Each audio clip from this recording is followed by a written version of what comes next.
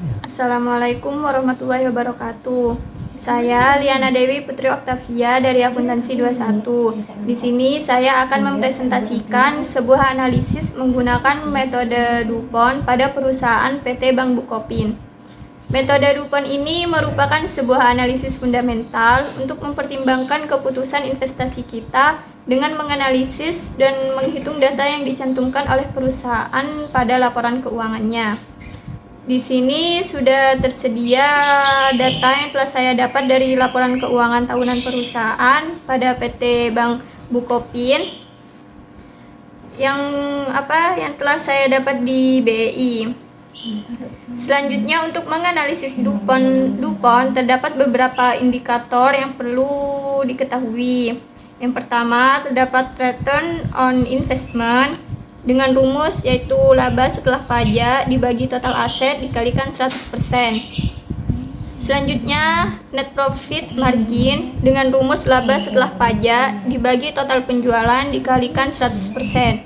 Dan laba setelah pajak dengan rumus pendapatan dikurangi jumlah dari HPP ditambah biaya operasi ditambah beban bunga ditambah pajak setelah penghasilan. Dan total aset turnover dengan rumus pendapatan dibagi total aset. Total aset dan selanjutnya terdapat total aset dengan rumus kas ditambah surat berharga ditambah piutang dagang ditambah persediaan dan ditambah total aktiva atau neto. Nah, untuk menghitung DuPont saya mulai dari rumus yang paling bawah yakni total aset. Di sini total aset rumusnya sama dengan kas ditambah surat berharga. Surat berharga itu sama dengan total ekuitas ditambah piutang ditambah persediaan. Di sini karena saya menggunakan PT Bank, jadi tidak ada persediaan, langsung ke total aktiva. Setelah total aset, lanjut ke total aset return over. Di sini rumusnya sama dengan pendapatan dibagi dengan total aset. Selanjutnya laba setelah pajak dengan rumus sama dengan pendapatan. Laba setelah pajak di sini karena PT Bank Bukopin mengalami rugi, jadi di sini rugi setelah pajak. Selanjutnya net profit margin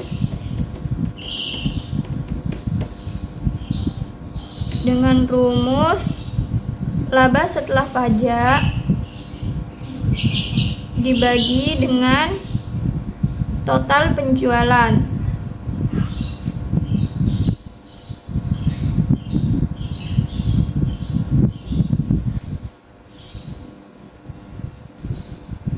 Dari hasil ini dikalikan 100%, kan dikalikan 100% maka dijadikan persen.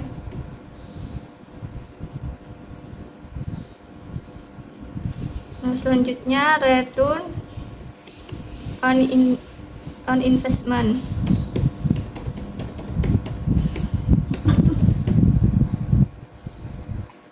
dengan rumus laba setelah pajak dibagi total aset dikalikan 100%.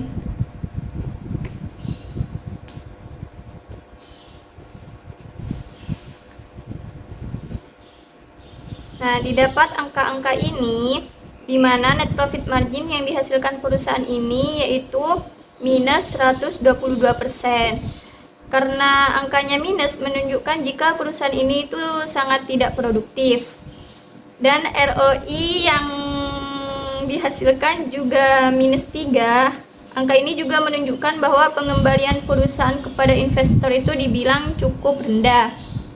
Jadi bisa dikatakan semakin rendah ROI perusahaan, maka semakin rendah laba tahunan investor. Dan apabila semakin tinggi ROI-nya, maka semakin besar pula laba tahunan investor terhadap perusahaan tersebut. Sekian analisis DuPont saya pada perusahaan PT Bank Bukopin ini. Sekian dan terima kasih. Wassalamualaikum warahmatullahi wabarakatuh.